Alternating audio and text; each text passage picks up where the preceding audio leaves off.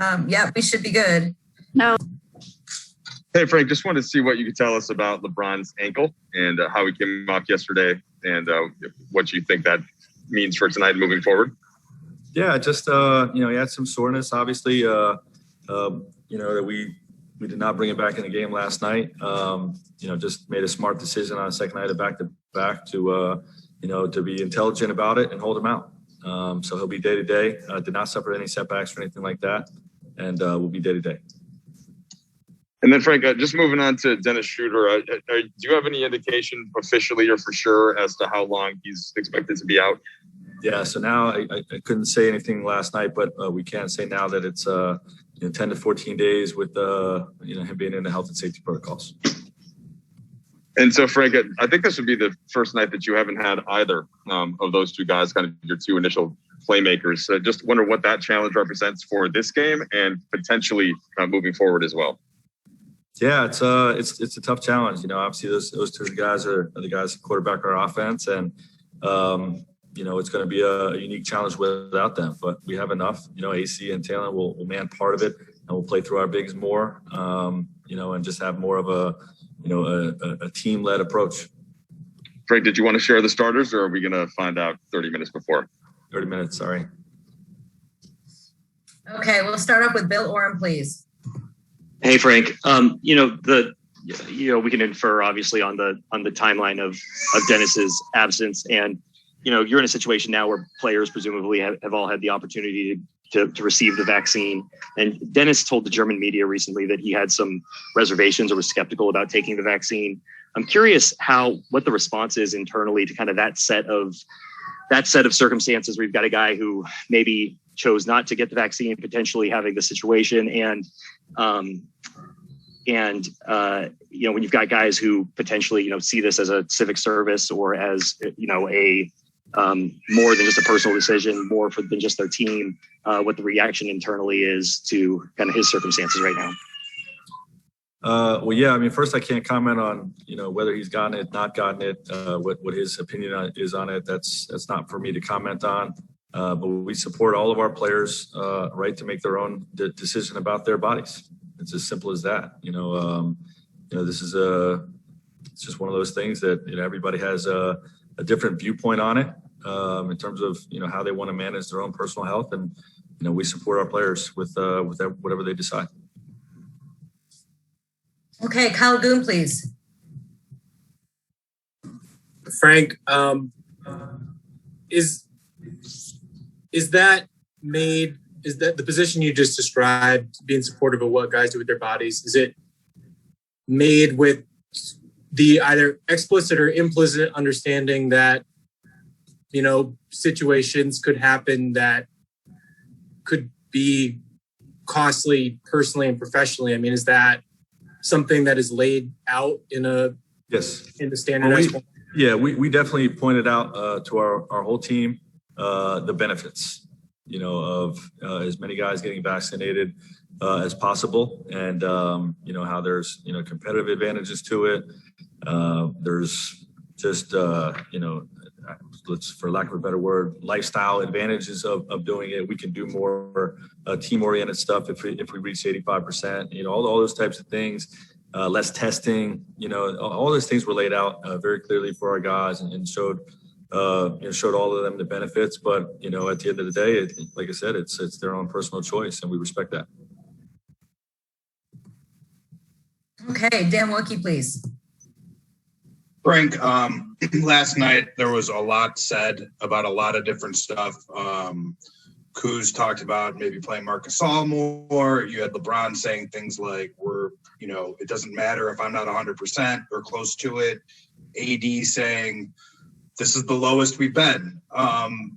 Where's your team at mentally right now? It seemed like they were pretty shook last night. And I guess, I don't know if you want to respond to the Marc Gasol question. Are you looking for ways to try to get him maybe more minutes? We're looking at everything right now. I would agree that our team is a little shook right now. Obviously it's a tough blow. To not have Bron again tonight, and when he did play, Obviously just understanding that it's going to take time for him to get back to being, 100% or close to 100%, for him to get his legs under him, rhythm, timing. Same thing with AD. And then to lose Dennis, we're in a tough spot, but, we're going to come out fighting. I can promise you that.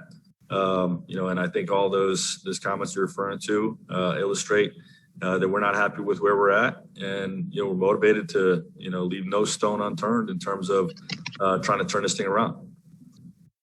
Frank, to follow up real quickly, is this a moment for AD right now? Obviously it's never just one guy, but I mean, he is who he is. Well, bigs are dependent, you know what I mean? So, to not have our primary quarterbacks out there is gonna limit him, and also he doesn't have his legs under him quite yet. It's gonna take a couple of weeks. So, I hate to put all that on him, but we need everybody to rise to the challenge. That's what we need, and I would say that applies to AD just like everybody else. Okay, Dave McMenamin, please. Frank, when did you outline the benefits as you viewed them of the vaccine to the team? And was there any discussion amongst the inner sanctum and weighing the positive and benefits, people sharing their opinions of it? Yeah, there was discussions. When we laid them out, I actually think we talked about it. We had a meeting about it when there was a Zoom early in the season before the vaccine was available. And then right before, I forget what point it was, but it was, I want to say days before it became available on the 15th, to us on the 16th is the day a lot of us got them. It was just sort of a reminder, of all the benefits going into that. But, look, if we all, if I got the vaccine on the 16th, if I test positive right now, that doesn't matter. I'm not fully vaccinated until, the Pelicans game, or something like that after my second shot. So we're not even in that window. So, I don't think anybody should question that, but that's about the timeline, for where we were at in terms of when we presented this stuff to the guys. Okay, we are going to go to Alan Sliwa, please.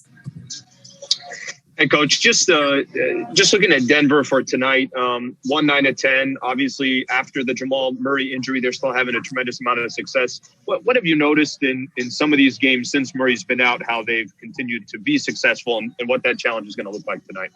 I think it just speaks to Joker's brilliance.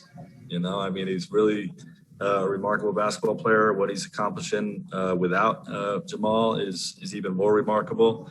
And, I think they're just playing team basketball led by an MVP candidate, and obviously he's one of the best players in the world, and he's carrying them.